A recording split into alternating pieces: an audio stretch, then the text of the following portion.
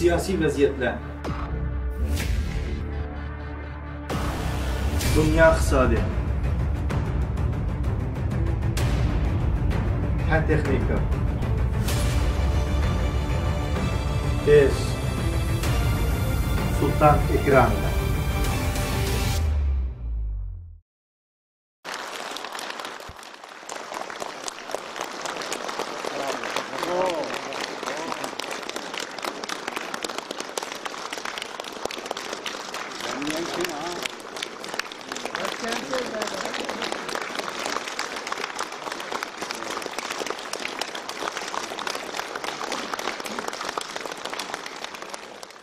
Shenzhengo qizg'in alqi sadosi ichida islom diniy sohasidagi 90 necha vatanparvar diniy zot bilan birma-bir qo'l ilishib ko'rishib, hol-ahvol so'rashdi.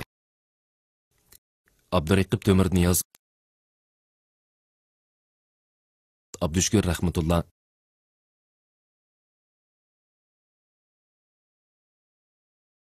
Davkesh Tuzbay, Gochinfa, Abdumat Ahmad To'xti, Obul Qasim Yusuf, Ahmad Matniyoz, Obul Hasan Tursunniyoz qatorliqlar so'z qildi.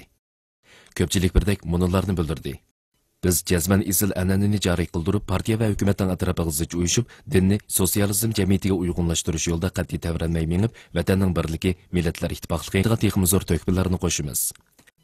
Shenzhengo ko'pchilikning so'zini astoydil anglagandan keyin mundaq dedi. Xinjiangda dinga e'tiqod qildiganlar ko'p, diniy faoliyat so'rini ko'p.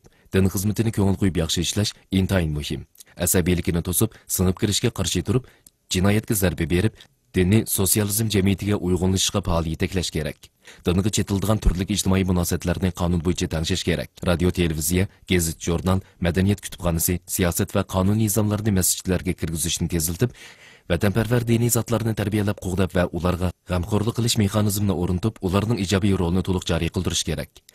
Shenzhengo avtonom rayonimizdagi barliq vatanparvar diniy zotlarning boshlovchi Xi Jinpingning g'amxo'rligi, ta'lim tarbiyasini asli-chin saqlab, ijtimoiy muqimlik va abadiy amallik bosh nishonini zich yo'rdab, dinni sotsializm jamiyatiga uyg'unlashtirishga turtki bo'lishdagi yaxshi boshlamchilardan, to'kpikorlardan bo'lishini, davlatning oliy manfaati va Junxo millatining umumiy manfaatiga bo'ysunishini va uning uchun mulozimat qilishini, islom dinida tashabbus qilgan vatanparvarlik, tinchlik, ittifoqlik, o'tir yo'l tutish, kang qo'rsoq bo'lish, savobli ish qilish qatorliq diniy aqidalarni tafsir qilish jarayoniga singdirib, e'tiqodchi ommaviy inoqlikni qadrlash, zo'ravonlikqa qarshi turish bo'yicha tarbiyalab va yetaklab, davlatning bexatarligi, vatanning birligi, millatlar ittifoqligi, ijtimoiy inoqlikni qat'iy bo'shashmay qo'g'dishini, diniy asabiy ideyaning singib kirishini mardoniylik bilan cheklab, tafsir qilishni mardoniylik bilan qiyinlashtirib, uch ayrilolmaslik ideyasini mustahkam turg'izib, millatlar ittifoqlashib, bir aylik kishilardek bo'lish faoliyatiga aktiv qatnashib, millatlarning aloqasi, aralashishi, almashtirishini ilgari surib, onlarning donisidek zich uyushishini umid qildi.